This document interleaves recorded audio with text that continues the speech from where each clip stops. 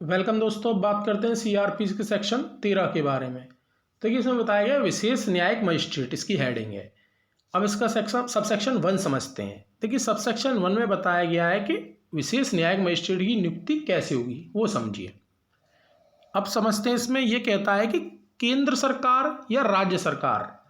उच्च न्यायालय से ऐसा करने के लिए अनुरोध करती है, यानी विशेष न्यायिक मजिस्ट्रेट को नियुक्त करने के लिए अनुरोध करती है, तब उच्च न्यायालय क्या क्या करेगा। तो देखिए उच्च न्यायालय क्या करेगा कि किसी स्थानीय क्षेत्र में, ऐसे स्थानीय क्षेत्र में जिसमें किसी विशेष मामले या किसी विशेष वर्ग के मामले के संबंध में, इन दोनों में से किसी के भी संबंध में किसी ऐसे व्यक्ति को जिसने राज्य सरकार के अधीन पद धारण किया है या करता है, ठीक है, तो उस स्थानीय क्षेत्र में ऐसे व्यक्ति को जो सीआरपीसी हम पढ़ रहे हैं उसके अधीन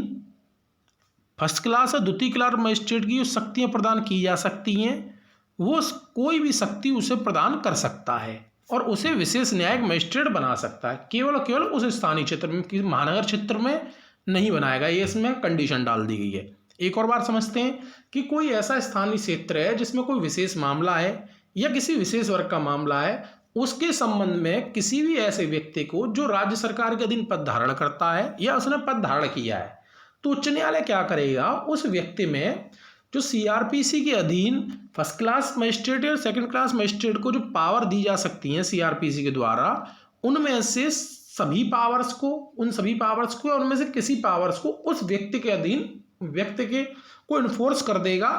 और उसे विशेष न्यायिक मजिस्ट्रेट उस स्थानीय क्षेत्र में नियुक्त कर देगा। अब इसमें एक परंतु बताया गया, परंतु ये बताया गया है कि ऐसे व्यक्ति को कोई भी शक्ति तब तक प्रदान नहीं की जाएगी जब तक कि उसके पास विधिक मामलों के संबंध में ऐसी अर्हता और अनुभव नहीं हो जो उच्च न्यायालय ने नियमों द्वारा निर्दिष्ट किया हो, यानी उस व्यक्ति के पास ऐसी विधिक मामलों के संबंध में अर्हता अनुभव होना ही होना चाहिए जो उच्च न्यायालय ने नियम बना रखे। अब बात करते हैं सबसेक्शन 2 क्या कहता है। देखिए सबसेक्शन 2 बताता है कि ये विशेष न्यायिक मजिस्ट्रेट कितने दिन के लिए नियुक्त किए जाएंगे। तो देखिए इसमें बताया गया है कि विशेष न्यायिक मजिस्ट्रेट एक बार में, यानी एक समय में 1 वर्ष से ज़्यादा के लिए नियुक्त नहीं किए जाएंगे और 1 वर्ष से ज़्यादा के लिए नियुक्त नहीं किए जाएंगे। और इसमें एक कंडीशन और ये बताई गई है कि उच्च न्यायालय साधारण या विशेष आदेश द्वारा इस चीज़ को निर्दिष्ट करेगा, यानी वो कितने दिन के लिए करे गए हैं, 1 वर्ष के लिए करे गए हैं, 8 महीने के लिए किए गए हैं, 9 महीने के लिए करे गए, क्योंकि 1 वर्ष से ज़्यादा तो किए ही नहीं जाएंगे।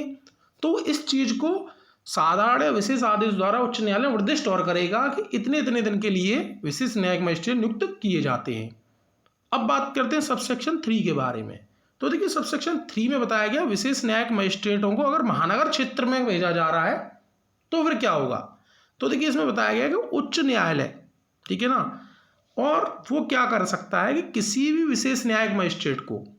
अपनी स्थानीय अधिकारिता के बारे, यानी जिस स्थानीय क्षेत्र में नियुक्त किया गया है उस स्थानीय अधिकारिता के बाहर किसी महानगर क्षेत्र में, क्योंकि पहले ही बता दिया है सबसेक्शन 1 में कि ऐसे स्थानीय क्षेत्र में नियुक्त किए जाएंगे जो महानगर क्षेत्र नहीं है। अब इसमें बताया गया है कि उस स्थानीय क्षेत्र से बाहर किसी महानगर क्षेत्र के संबंध में उच्च न्यायालय क्या करेगा, उस विशेष न्यायिक मजिस्ट्रेट को महानगर मजिस्ट्रेट की शक्तियां प्रयोग करने के लिए सशक्त कर सकता है। यानी जब उस व्यक्ति को अगर वो चाहे, जैसे विशेष न्यायिक मजिस्ट्रेट नियुक्त किया उच्च न्यायालय, तो उस विशेष न्यायिक मजिस्ट्रेट को महानगर क्षेत्र में भेजेगा और उसे वहां जाके महानगर मजिस्ट्रेट की शक्तियां प्रयोग करने के लिए सशक्त वो बना सकता है। तो दोस्तों हम और आप आपस में जुड़े रहें, इसलिए चैनल को सब्सक्राइब कीजिए, ज़्यादा से ज़्यादा शेयर कीजिए। Thank you so much.